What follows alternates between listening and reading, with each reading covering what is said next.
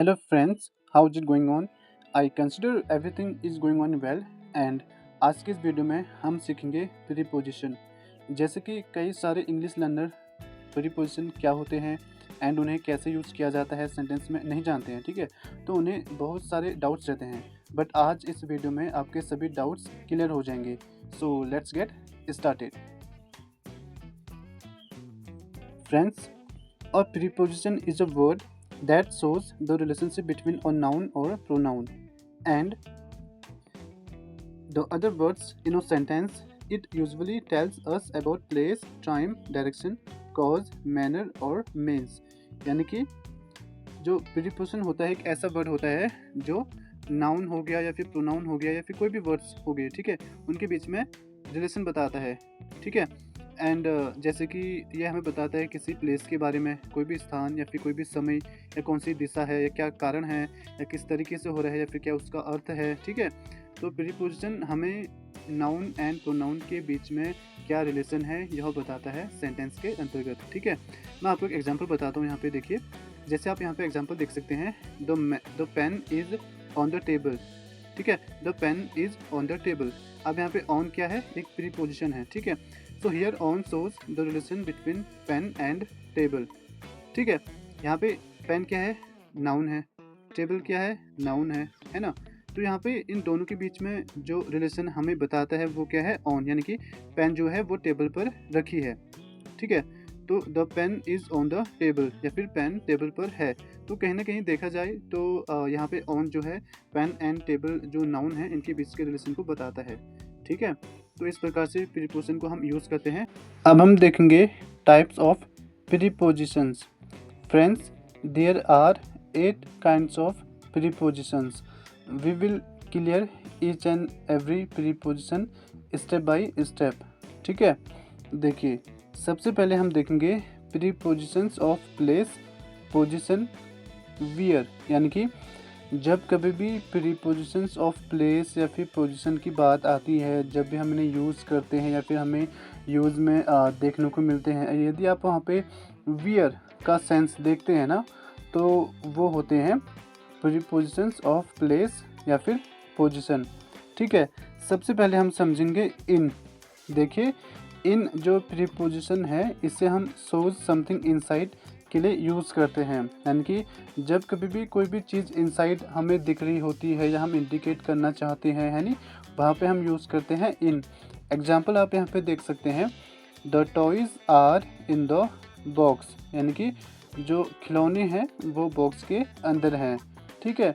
तो जब कभी भी कोई भी चीज़ आप अंदर दिखाना चाहते हैं या बताना चाहते हैं किसी व्यक्ति को, in order to indicate, right, so you have to use the preposition of in, ठीक है। नेक्स्ट देखिए, ऑन, यानी कि सोज सरफेस। ऑन जो प्रीपोजिशन है इसका यूज़ हम तब करते हैं जब हम किसी सरफेस के लिए यूज़ करते हैं। एग्जाम्पल आप यहाँ पे देखिए, आपके लिए इजी हो जाएगा। एग्जाम्पल है, the phone is on the table. यानी कि जो फ़ोन है वो टेबल पर है, ठीक है।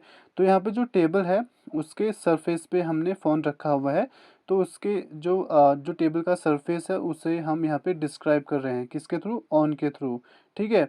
तो जब कभी भी कहीं पर कोई सरफेस है जहाँ पे आप कुछ किसी चीज़ को रख रहे हैं या बता रहे हैं कि यहाँ पे मैंने ये रखा, ये यहाँ पे है, ठीक है, तो वहाँ पे आप यूज़ करेंगे ऑन। जैसे मैं आपको एक एग्जांपल और बताता हूँ कि मैं बोल सकता हूँ, I kept all books on the table, ठीक है, मैंने सभी किताबें टेबल पर रखी। तो यहाँ पे एक सरफेस है वहाँ पे, ठीक है, जिसे हम शो कर रहे हैं टेबल के लिए, तो वहाँ पे हम यूज़ करेंगे ऑन, ठीक है। तो जब कभी भी आप सोच करेंगे सरफेस किसी भी चीज़ का, किसी भी चीज़ के लिए, वहाँ पे आप यूज़ करेंगे ऑन को, ठीक है। नेक्स्ट प्रीपोजिशन हमारा आता है एट। देखिए, कई सारे इंग्लिश लर्नर इसमें कंफ्यूज्ड होते हैं, बट मैं आपको बताता हूँ।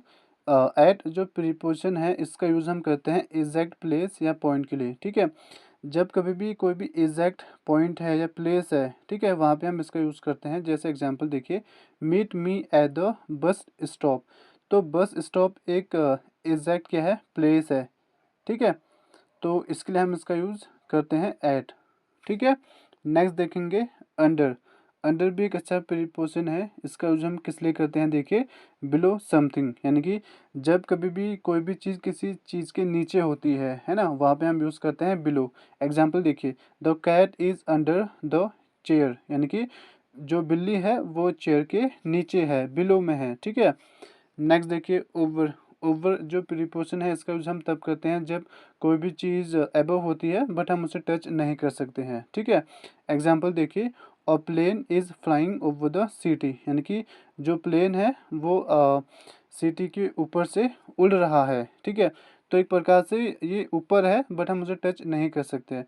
तो ओवर का यूज़ आप तभी करेंगे जब कोई भी चीज़ ऊपर होगी बट आप उसे टच नहीं कर सकते हैं।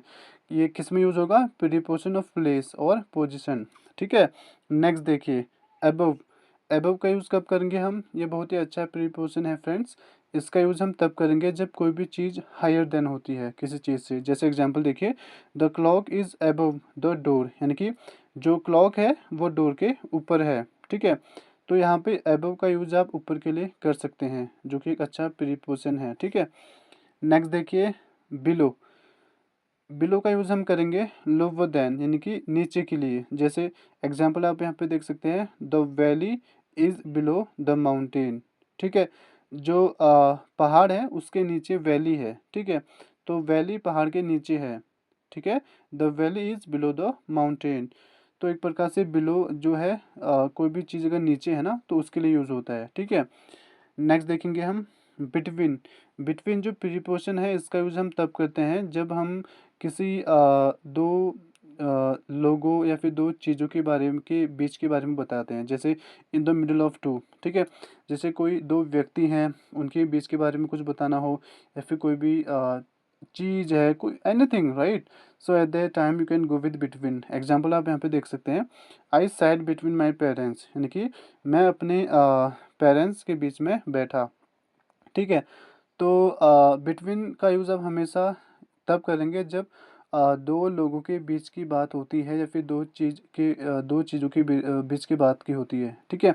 बट एमंग, एमंग के बारे में आप कंफ्यूज मत होना, ठीक है, क्योंकि कई सारे लोग क्या होते हैं, बिटवीन एमंग को एक समझ लेते हैं और वो इन्हें एक जैसे फॉर्म में यूज़ करते हैं, बट ऐसा नहीं है। एमंग जो है इसका यूज़ हम इन ग्रुप में करते हैं, ठीक है। जैसे एग्जाम्पल देखिए, सी वॉज अमंग फ्रेंड्स, यानी कि वह दोस्तों के बीच में थी। तो एक प्रकार से बिटवीन का यूज़ आप तब करेंगे, ठीक है, जब आप किसी दो व्यक्ति के बीच के बारे में बात कर रहे हो, फिर दो ही चीज़ जहाँ पे है वो वहीं पे आप इसका यूज़ करेंगे, ठीक है।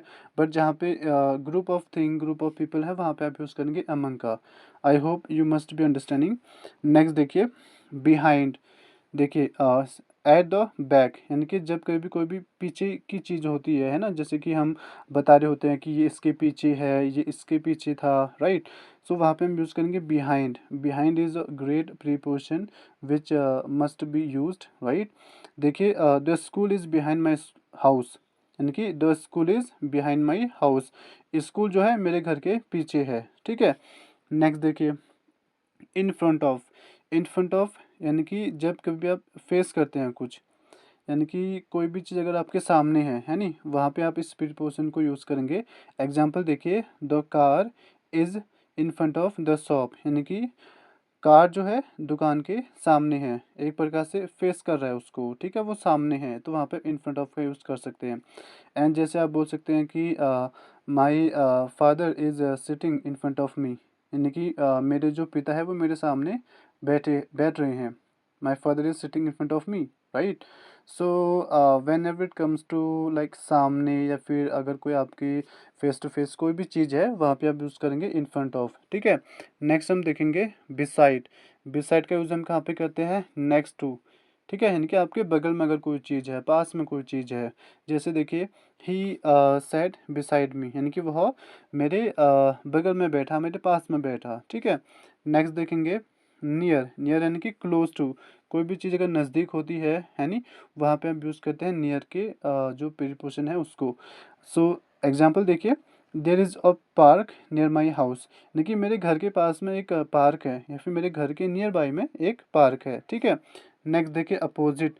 अपोजिट एक प्रीपोजिशन है बट ये इसके साथ ही साथ as a adjective and as a noun भी यूज़ होता है, ठीक है। बट यहाँ पे हम अभी प्रीपोजिशन सीख रहे हैं, तो इसे हम एज ए प्रीपोजिशन समझेंगे कि कैसे यूज़ करना है। अपोजिट जैसे कि फेसिंग, यानी आमना सामना जहाँ पे होता है नी, जहाँ पे आप सामने में होते हैं किसी चीज़ के या किसी व्यक्ति के। एग्जाम्पल देखिए, the hospital is opposite the bank, यानी कि जो हमारा हॉस्पिटल है वो बैंक के जस्ट सामने है, ठीक है। एक अपोजिट वो भी होता है कि विरोध में होना, है नी, या फिर एक प्रकार से किसी के प्रतिरोध में होना। बट वहाँ पे एज एडजेक्टिव यूज़ करते हैं हम, बट अभी हम इसे एज ए प्रीपोजिशन यूज़ कर रहे हैं, ठीक है। तो इसलिए इसका सेंस निकल के आता है कि सामने, है नी। तो the hospital is opposite the bank, जो हॉस्पिटल है वो बैंक के सामने है, ठीक है। सो अब हम देखेंगे नेक्स्ट, बट बिफोर दैट, अगर आपको ये वीडियो अच्छी लग रही है प्रीपोजिशन सीखने में, तो प्लीज़ इस वीडियो को लाइक कीजिए फ्रेंड्स, एंड शेयर कीजिए एंड सब्सक्राइब कीजिए। तो चलिए हम नेक्स्ट प्रीपोजिशन देखते हैं, जो कि है हमारा प्रीपोजिशंस ऑफ टाइम, यानी कि व्हेन, ठीक है।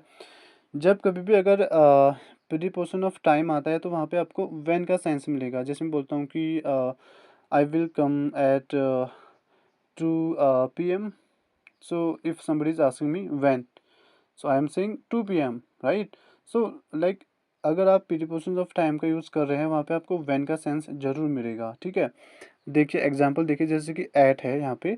एट एक ऐसा प्रीपोजिशन है जिसे हम प्रीपोजिशन ऑफ प्लेस में भी यूज़ करते हैं, प्रीपोजिशन ऑफ टाइम में भी यूज़ करते हैं, ठीक है।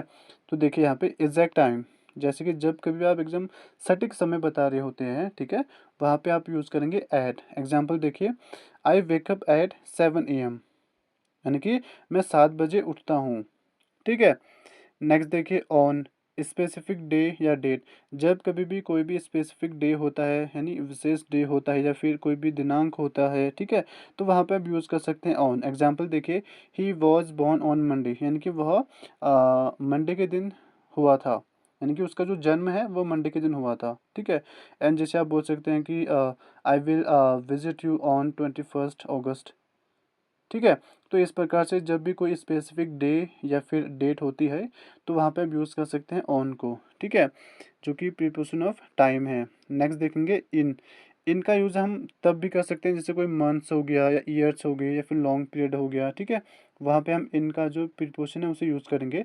एग्जाम्पल देखिए, वी मेट इन 2020, यानी कि हम 2020 में मिले। नेक्स्ट देखिए बाय, नॉट लेटर देन, यानी कि एक डेडलाइन होती है। जैसे कि एग्जांपल देखिए, finish this work by tomorrow, यानी कि यह जो काम है कल तक पूरा करो, ठीक है। तो एक प्रकार से इसमें उसने डेडलाइन दे दी कि उसके बाद आप इसे नहीं कर सकते, है नहीं। तो बाय एक प्रकार से नॉट लेटर देन के लिए यूज़ होता है, ठीक है। एग्जाम्पल मैंने आपको बता दिया। नेक्स्ट हम देखेंगे सिंस।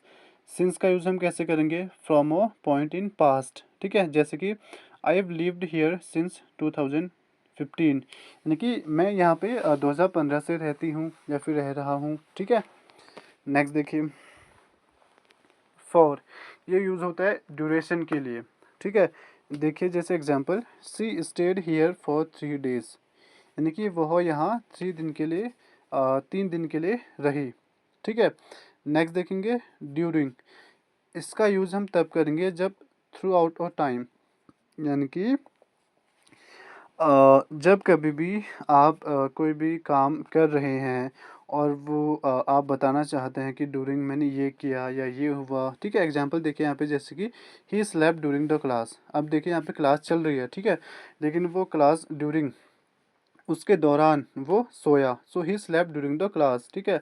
तो वो क्लास के दौरान सोया। तो थ्रू आउट ऑफ टाइम, यानी कि जब कभी भी आप समय के दौरान या समय के अंतर्गत कुछ कर रहे होते हैं, तो वहाँ पे आप ड्यूरिंग का यूज़ करेंगे। जैसे मैं बोलता हूँ कि I was talking to my friend during my examination, यानी कि जब मेरे एग्ज़ाम हो रहे थे, यानी थ्रू आउट द टाइम, तो मैं अपने फ्रेंड से बात कर रहा था, ठीक है। नेक्स्ट देखेंगे फ्रॉम टू। इसका यूज़ हम तब करते हैं जब स्टार्टिंग एंड एंडिंग टाइम होता है, जैसे कि the shop is open from 9 to 6, right. Next देखिए टिल अनटिल। टिल या फिर अनटिल दोनों एक ही सेंस देते हैं, आप दोनों में से किसी का भी यूज़ कर सकते हैं, ठीक है। इसमें आपको कोई कन्फ्यूजन नहीं होनी चाहिए। अप टू अ टाइम, ठीक है।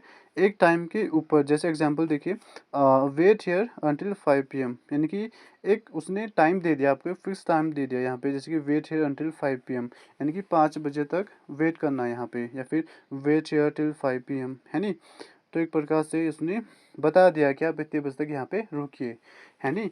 तो guys this is enough for today, and जो rest of types of prepositions है मैं वो आपको नेक्स्ट वीडियो में बताऊंगा, क्योंकि I don't want to make it long video, that's why मैं आपको जो रेस्ट ऑफ प्रीपोजिशंस है वो नेक्स्ट वीडियो में बताऊंगा और अच्छे से समझाऊंगा। So thank you so much for watching this video, and if you liked this video then please like it, share it and subscribe. Thank you so much.